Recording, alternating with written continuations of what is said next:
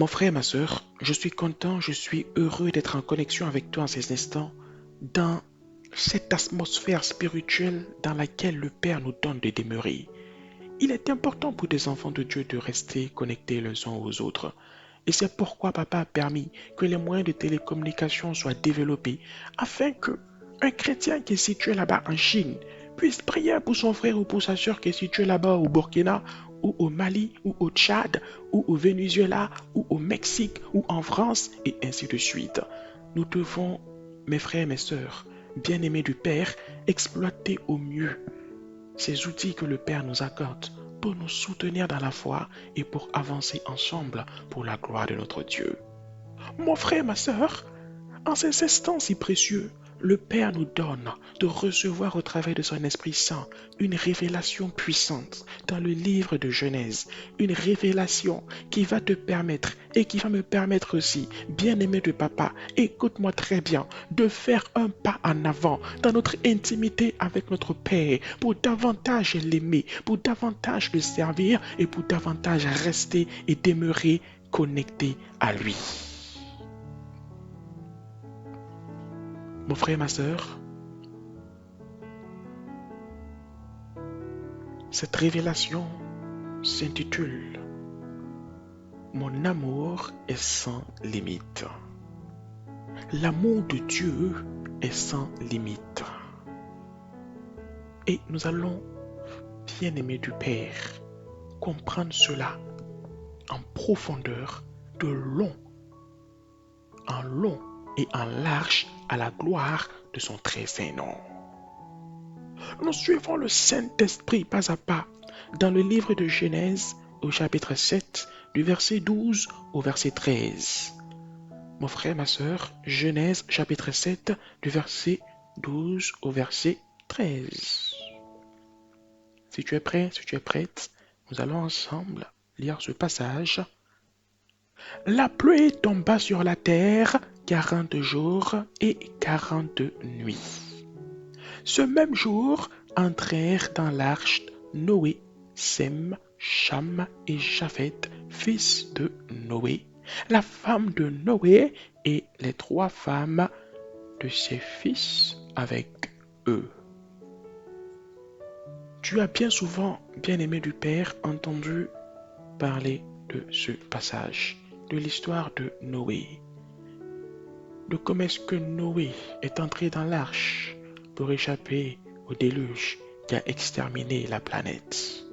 Mais mon frère, ma sœur, le Saint-Esprit te demande ici, quel est le lien entre l'amour incommensurable du Père et l'arche dans laquelle Noé a été sauvé? Que représente l'arche ici en réalité? Que Seigneur fait ici l'arche pour toi comme pour moi aujourd'hui, chrétien du 21e siècle? Alors écoute bien, bien-aimé du Père, parce que pour comprendre cela, nous devons suivre le Saint-Esprit pas à pas et remonter le temps jusqu'à l'origine de toutes choses. Écoute-moi bien, mon frère, écoute-moi bien, très bien, ma sœur. Il y avait un pays dans lequel régnait un grand roi. Ce roi était aimé de sa population et ce roi était fort et prospère. Il était bon, il était parfait. Mais ce roi aimait de temps en temps, comme nous, comme toi, comme moi, quitter l'affluence de son royaume pour aller se reposer dans un endroit tranquille. Ainsi, de temps en temps, il quittait son peuple et il allait dans un endroit reculé pour se reposer, pour se retrouver avec lui-même. Comme toi et moi, nous aimons souvent le faire, pour penser, pour réfléchir, pour méditer, pour entrer au-dedans de nous-mêmes, pour penser à nos vies, pour penser à nos projets, pour penser à nos familles, pour penser aux instants que le Seigneur nous donne de passer dans ce monde. Et ce roi, un jour, dans son amour, s'est dit, Mais en ce lieu où je viens me retrouver avec moi-même, il serait bien que je mette quelque chose en place ici aussi. Il serait bien que je crée quelque chose ici aussi. Il serait bien que je crée également un royaume ici aussi. Et ce roi s'est mis, ce jour-là donc, à travailler dans ce lieu. Pendant ce temps, tous ses serviteurs qui étaient dans son royaume le voyaient de loin travailler, travailler, travailler, jour après jour. Et tout le monde se demandait, mais qu'est-ce que le roi est en train de faire là-bas? Qu'est-ce que le roi est en train de fabriquer là-bas? Qu'est-ce que le roi est en train de mettre en place là-bas? C'était la surprise totale. C'était la surprise générale. Pendant près de 6 jours, ce roi s'est mis à fabriquer quelque chose de circulaire, de volumineux, une masse qu'aujourd'hui, toi et moi, nous appelons Terre. Après cela, étape par étape, il a créé quelque chose de lumineux, de chaud, de brillant, que nous appelons aujourd'hui, toi et moi, comme les scientifiques de par le monde entier, le Soleil. Puis, il s'est rendu compte qu'il y avait quelque chose de bon dans la lumière et qu'il y avait également quelque chose de positif dans le noir. Et il a séparé la lumière d'avec les ténèbres afin qu'il y ait un soir et que vienne un matin. Et encore, pendant la nuit, il s'est rendu compte que cette terre qu'il avait créée était trop dans les ténèbres. Alors, il a créé des petits points lumineux de part et d'autre, de par l'univers, pour éclairer cette terre-là durant la nuit.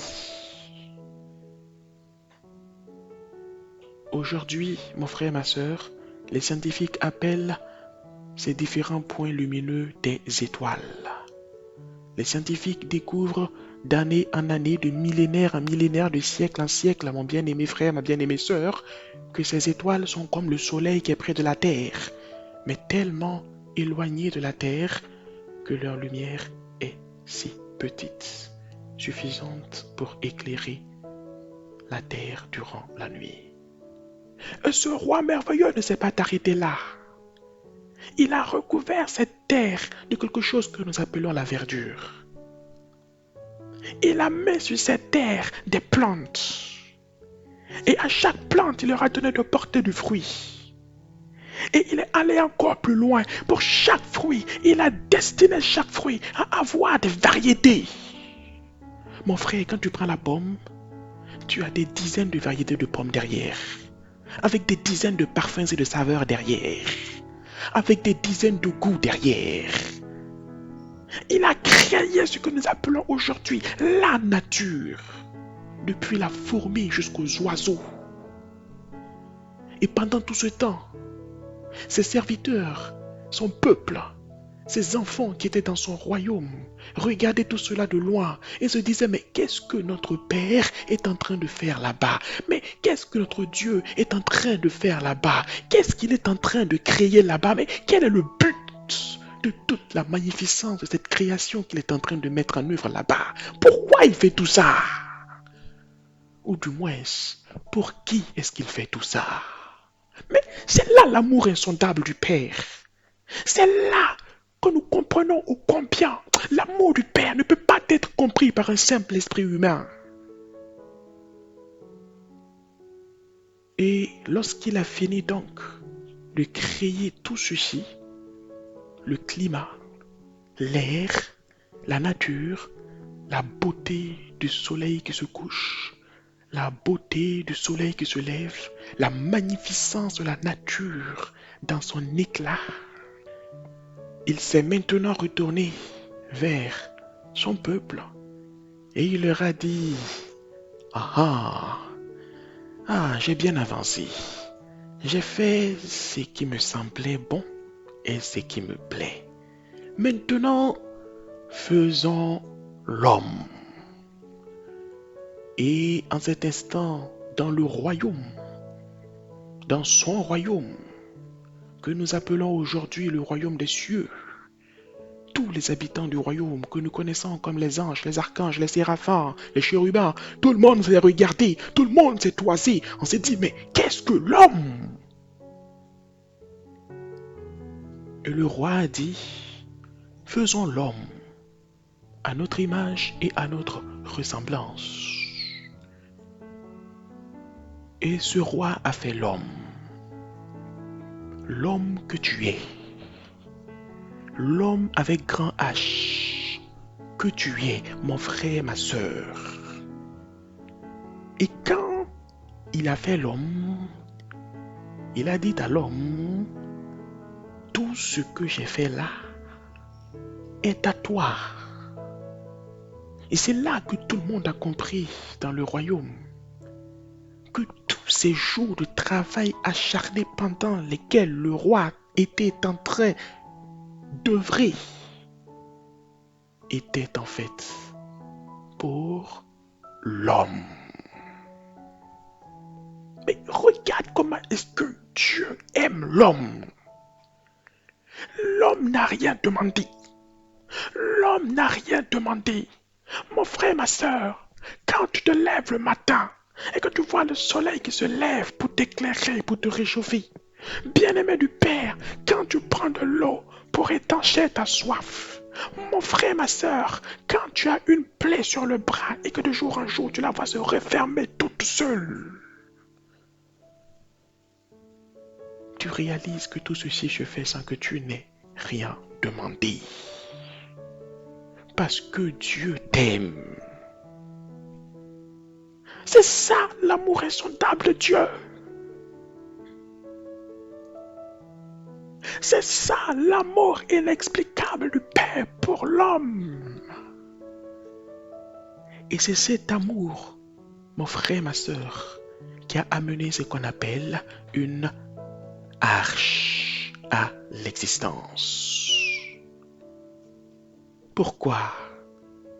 Parce qu'à un moment donné, suite à certains événements qui se sont produits, suite à la séduction de l'ennemi du Père et de l'ennemi de l'homme qui s'appelle Satan le diable, l'homme que papa a créé s'est mal comporté.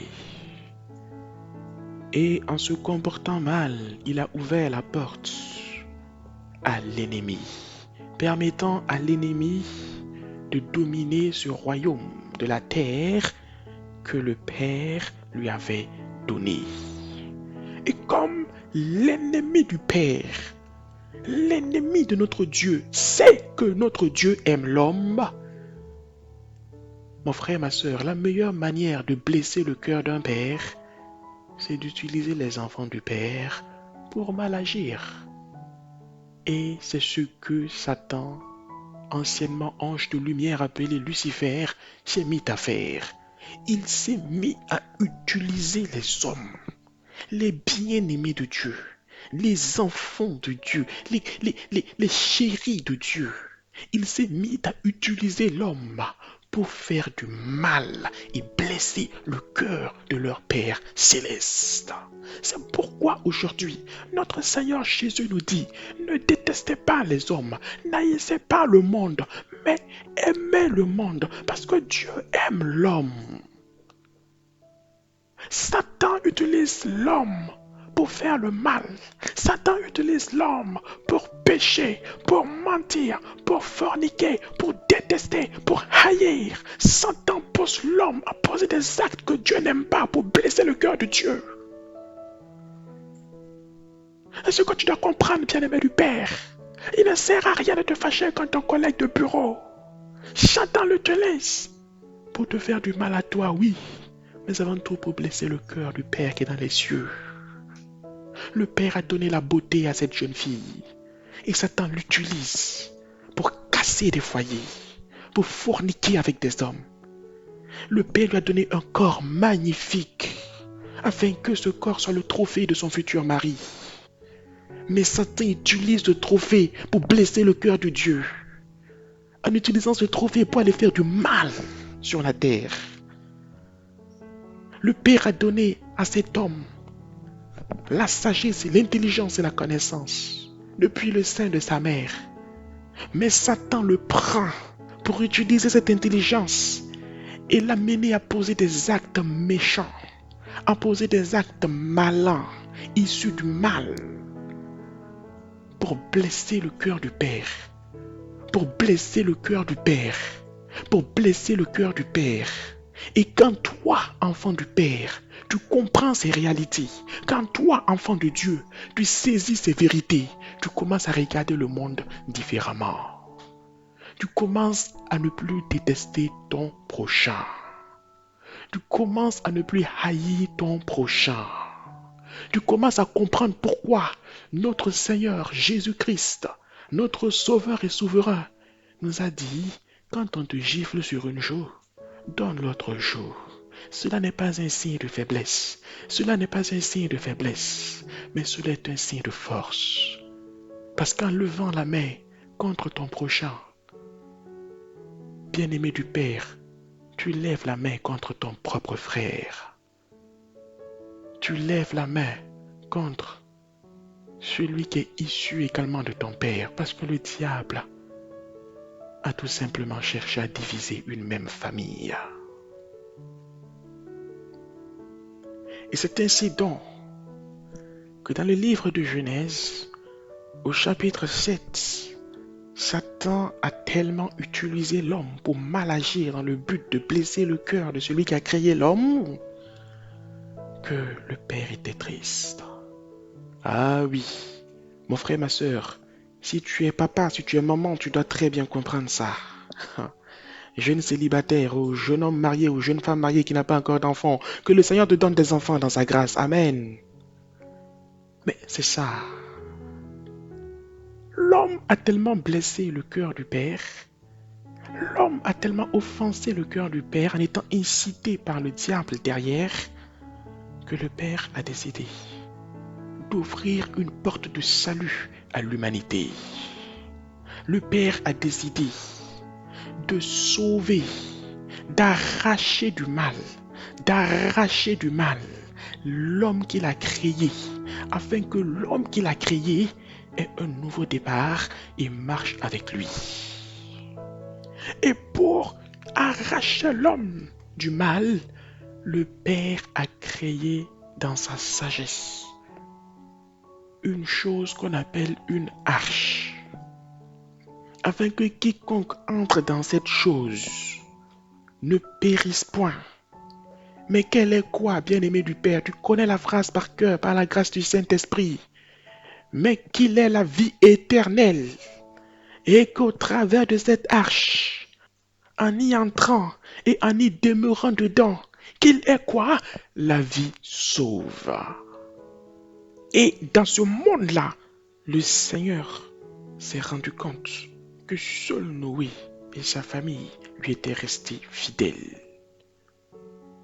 Et c'est ainsi donc qu'il est passé par cet homme pour bâtir cette arche. Arche par laquelle le monde a été sauvé. Arche par laquelle Noé et les siens, ainsi que les animaux de l'humanité ont été sauvés.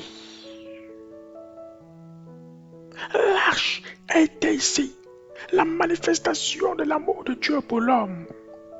L'arche a été ici le par lequel le Père est passé pour sauver sa création. C'est ça mon frère, c'est ça bien-aimé du Père, c'est ça ma sœur, bien-aimé du Père. Ne cherche pas à comprendre l'amour que Dieu éprouve pour toi. C'est trop grand pour être compris par le cerveau de l'homme.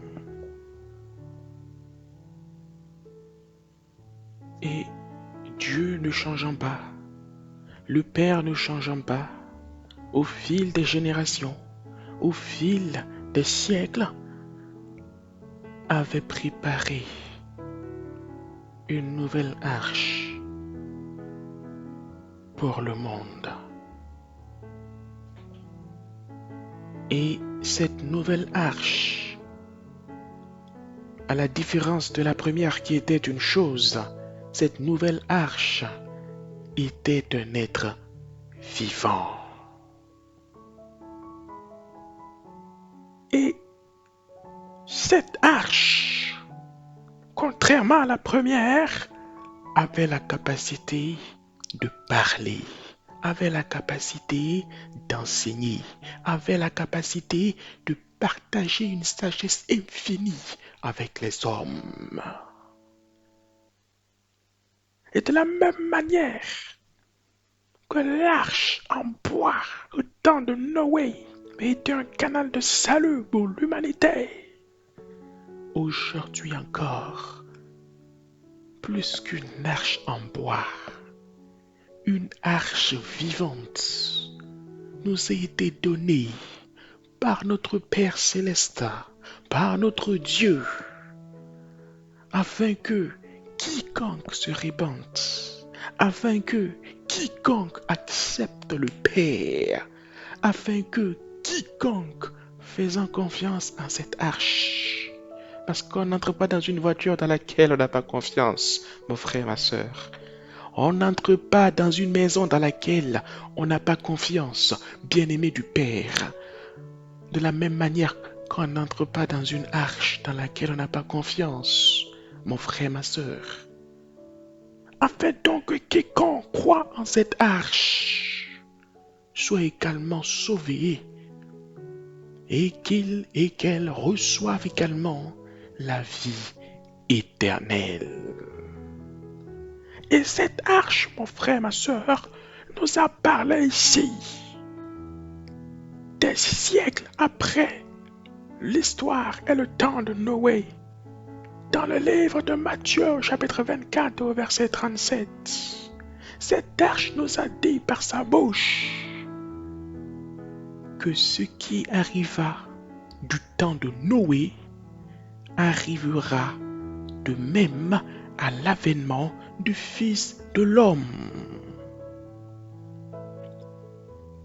Et cette arche donc se révèle ici à nous comme étant, en plus d'un être vivant, un fils. Et le fils de qui, mon frère, ma sœur? Le fils de celui-là même qui a créé l'homme.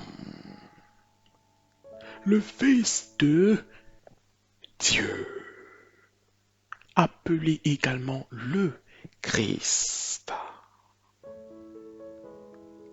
Et c'est pourquoi encore plus loin, dans le livre d'Hébreux, bien-aimé du Père, l'apôtre Paul, qui a expérimenté toutes les fonctionnalités de cette arche, qui est entré dans cette arche, qui est allé jusqu'au fond de l'arche, sans voir son terme, tellement l'arche est grande, puis qui est revenu encore jusqu'au début, sans voir même le commencement de l'arche, tellement l'arche est immense.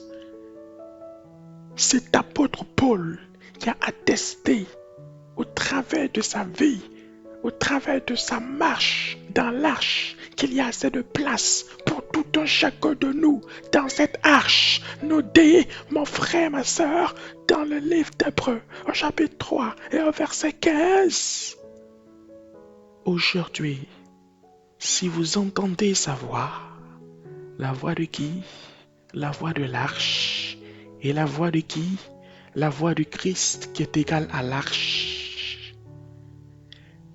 Aujourd'hui, si vous entendez sa voix, n'endurcissez pas vos cœurs comme lors de la révolte. C'est Noé s'était révolté. Après le déluge, il n'y aurait plus d'être humain à la surface de ce monde. Oui, bien-aimé du Père, l'arche du Père, qui est Jésus-Christ, est parmi nous. L'arche du Père, qui est là aujourd'hui, nous tend toujours les bras, nous ouvre toujours ses portes, Parce qu'un nouveau déluge est en train de revenir dans ce monde. Parce qu'un nouveau déluge est en train de se préparer. Parce que ce monde est en train d'entrer dans des périodes délicates. Parce que cette terre est en train encore d'entrer dans des périodes spéciales. Et toi, qui n'es pas encore dans l'arche et qui est toujours à l'extérieur de l'arche, viens, viens, viens à cette arche qui t'ouvre ses bras. Viens à cette arche qui t'ouvre ses portes.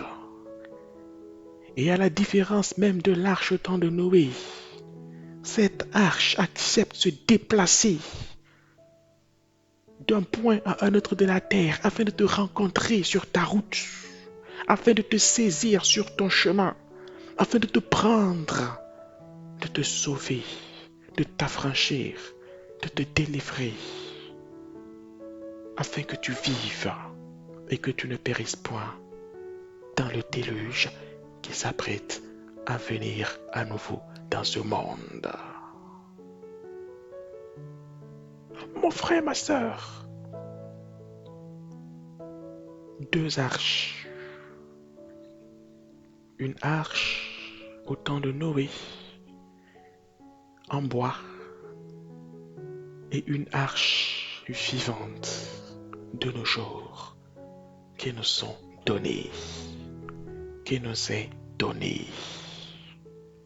Une arche dans laquelle nous sommes appelés à y entrer. Et pour tous ceux qui sont entrés dans l'arche et qui témoignaient y être entrés sans aucun billet, de manière gratuite, faites tout pour garder vos places.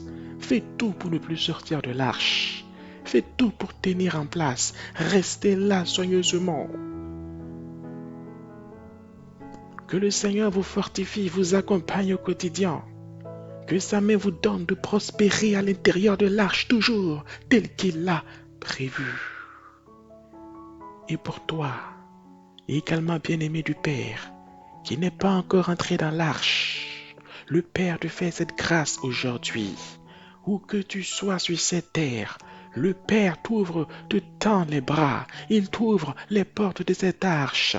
Le Père permet que cette arche, dans ton salon où tu es aujourd'hui, vienne te rencontrer au travers de ce message, vienne te parler au travers de cet enseignement, dans ce lieu où tu te trouves, dans ta voiture, dans ton service, dans ton école, dans ton marché, dans ta boutique, sur la route, sur le chemin. Cette arche s'adresse à toi aujourd'hui, au travers de ce message, afin que, avant que ne vienne le déluge, que tu puisses être sauvé, que tu puisses être toi et ta famille affranchis, délivrés, préservés, protégés de ce qui est en train de venir. Et je sais que ton cœur actuellement s'échauffe. Je sais que ton cœur actuellement est en train de lutter. Et le Père a permis que nous soyons tous passés par là, mon frère, ma soeur, n'aie pas honte. C'est parce que la vie divine du Père est en train d'entrer en toi. C'est parce que la vie divine du Père est en train de vouloir te saisir. C'est parce que l'arche t'appelle à elle. C'est parce que l'arche se saisit de toi. C'est parce que le Seigneur Jésus-Christ est en train de prendre possession de ton être pour te faire du bien. Alors, toi qui entends sa voix, toi qui entends son appel, ne résiste pas, n'endurcis pas ton cœur. Mon frère, ma sœur, n'endurcis pas ton cœur. Ouvre simplement la bouche. Ferme simplement les yeux.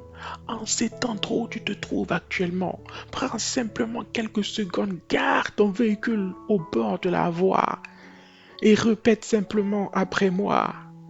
Ô Seigneur Jésus, je sais que tu es l'arche. J'ai compris que tu es celui par lequel je suis et je serai sauvé.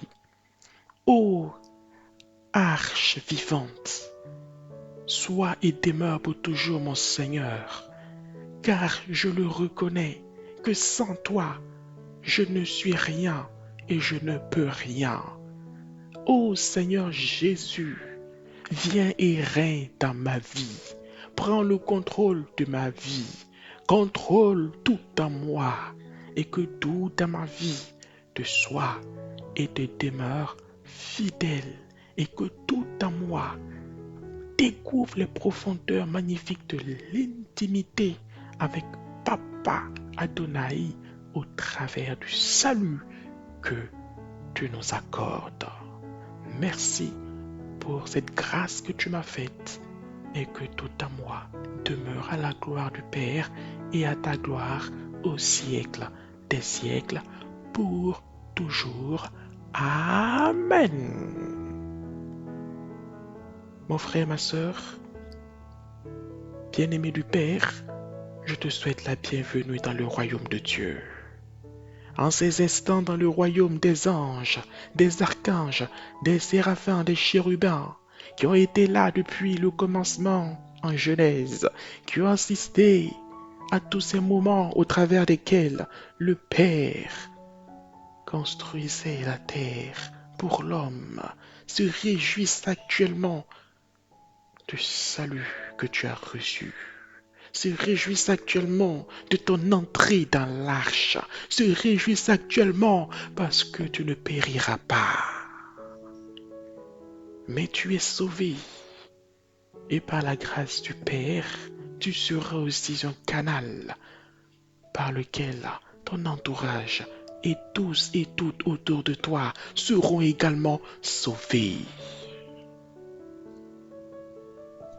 Bien-aimé du Père, voici donc ce que le Saint-Esprit souhaitait nous enseigner en ces instants. Voici donc ce que Papa souhaitait que toi et moi nous recevons en ces moments.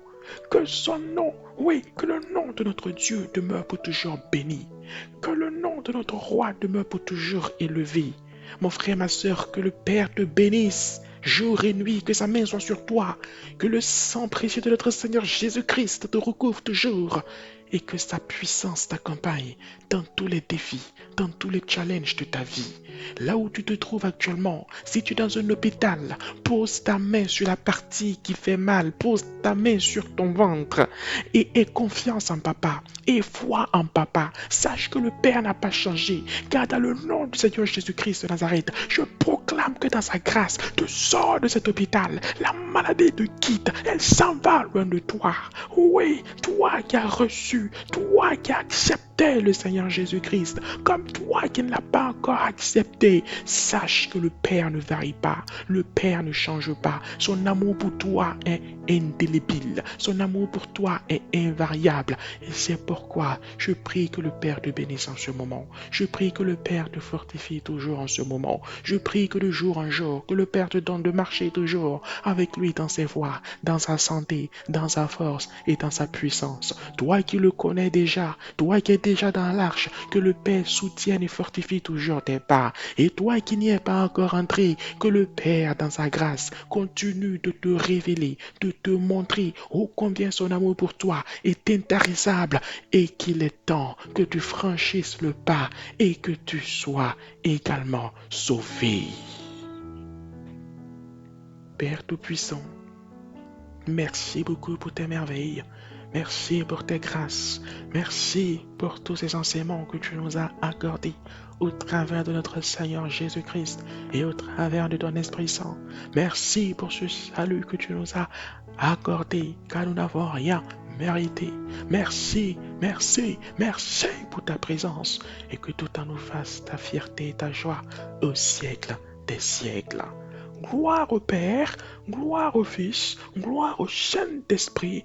Béni soit Papa Adonai, bien-aimé du Père, que Papa te bénisse aujourd'hui et pour toujours et qu'il nous permette encore de nous retrouver très bientôt dans son amour et dans sa paix. Au nom de Jésus-Christ de Nazareth seul. Amen.